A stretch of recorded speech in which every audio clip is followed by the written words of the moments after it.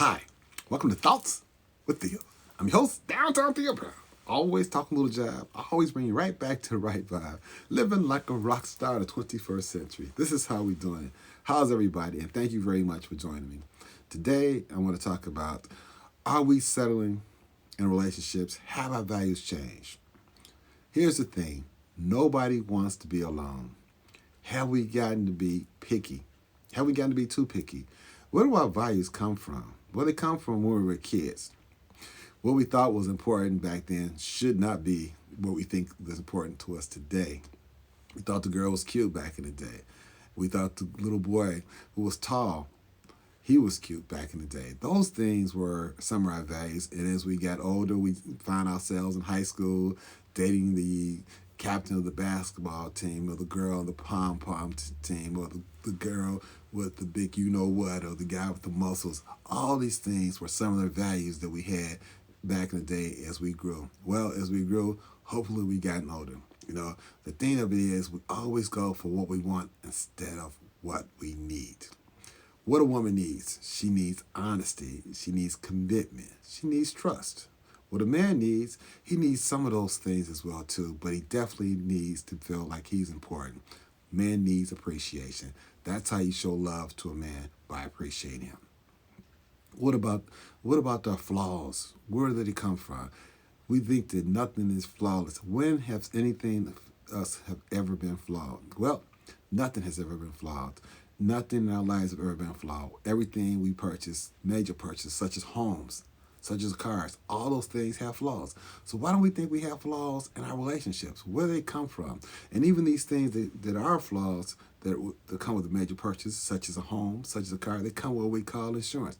Well, why don't relationships come with insurance? Why don't we have some type of get out of jail free card when we're in relationships? We do. They're called effective communication, and they're called counseling if you've been with somebody for a long period of time.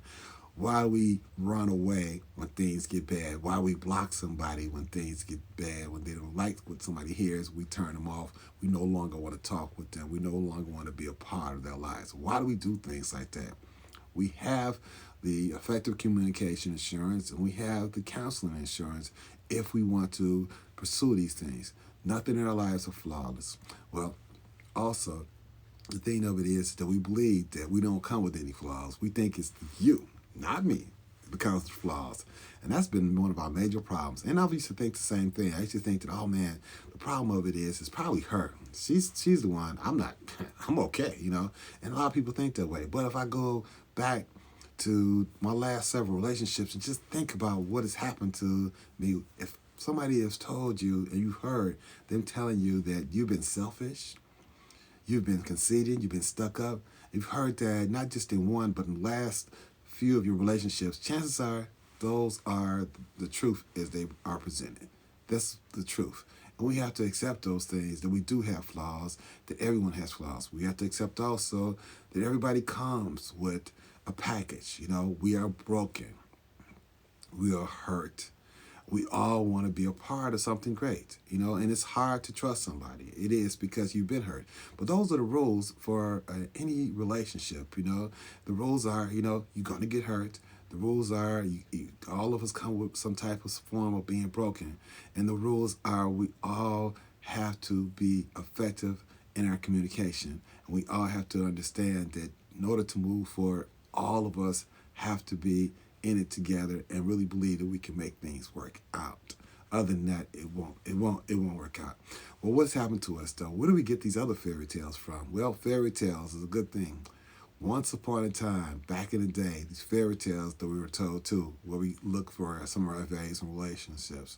We watched The Beauty of the Beast. The girl goes to the big haunted castle by mistake, and she knocks on this big, massive door, and it opens up by itself, and she runs into this beast, and she dances with him for the end of the night, and kisses him, falls madly in love, and all the enchanted chandeliers and broomsticks become the butlers in the maze, and everybody's singing, the song is all is rhyme, but those things are fantasy. Those things are what we used to live for.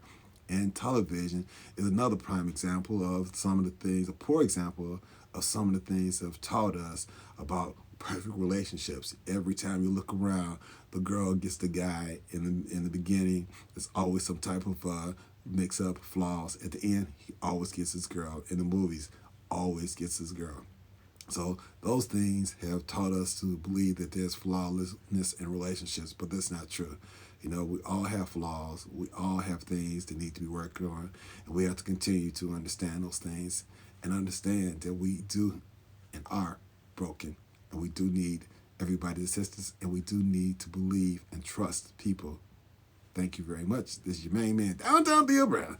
Always talking a little jive, always bring you right back to the right vibe. Thank you very much.